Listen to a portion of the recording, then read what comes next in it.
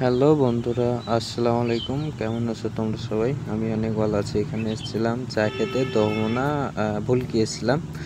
তো এখানে এসেছিলাম তো একটা কাজের জন্য। কাজটা হচ্ছে যে আমার বাইকের ব্যাক ব্যাক ক্লাসের জন্য এসেছিলাম। তা ওটা আসেনি কো, তাই এখন আবার বাইরের দিকে রওনা দিচ্ছি।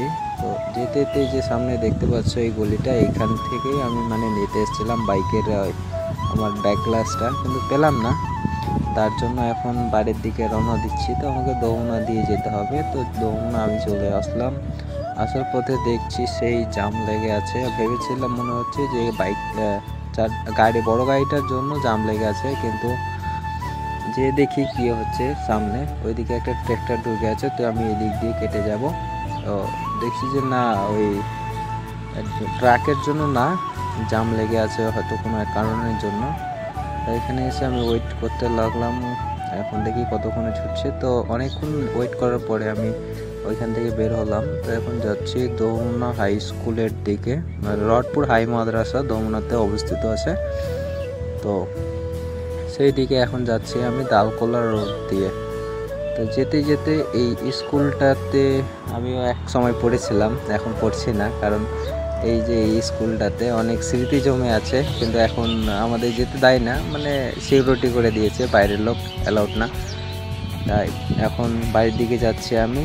চলে আসলাম রানীগঞ্জের দিকে, এখন যাচ্ছি গ্রিনজন স্কুলের সামনে আছি এখন বর্তমানে। তো এই বাইকওয়ালাটা একটু ওভারটেক কীরকম বাজেভাবে বাইক চালাচ্ছে, তাই এখানে রানীগঞ্জ চলে আসলাম। এখানেও দেখছি সে একই রকম।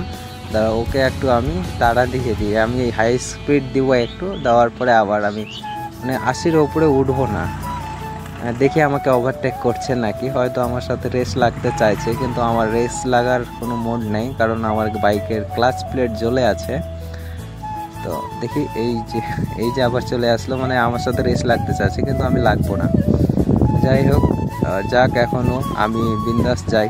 আমার তো কোনো শখ নেই রেস লাগার জন্য। তার পাতনুরে এসে দেখি এখানেও সে আমাদের আগে দিক দিয়ে যাচ্ছে, মনে হচ্ছে যে ওইদিকে যাবে, কিন্তু না, ওইদিকে গেল না। আমি যাচ্ছি এখন বাইরের দিকে, উত্তর পাতনুর আমাদের বাড়ি, তাই এদিকে কেটে গেলাম।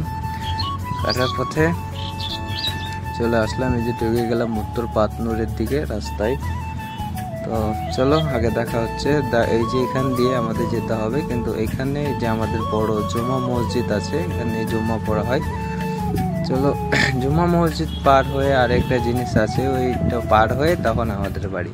ওই জিনিসটা হচ্ছে এই যে সেতু, কেউ বলে, কেউ ব্রিজ বলে, তো আমরা ব্রিজই বলি, এটাকে ব্রিজ বলে থাকি।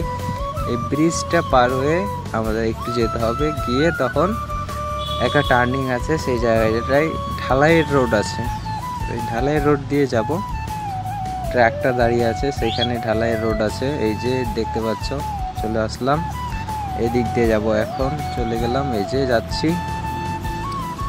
তো যেতে যেতে গ্রামের দৃশ্যটা অনেক সুন্দর, কিন্তু ক্যামেরাটা আমার হিলছে, তাই সেটা অতটা বোঝা যাচ্ছে না মনে হচ্ছে। আর উপর থেকে বাইকের রাস্তা অনেক জার্কিং, তাই অনেকটা বোঝা যাচ্ছে না। না হলে গ্রামটা এমনিতে দেখতে অনেক সুন্দর, ধান লেগে আছে, ভুট্টা, এইসব আবিজাবি।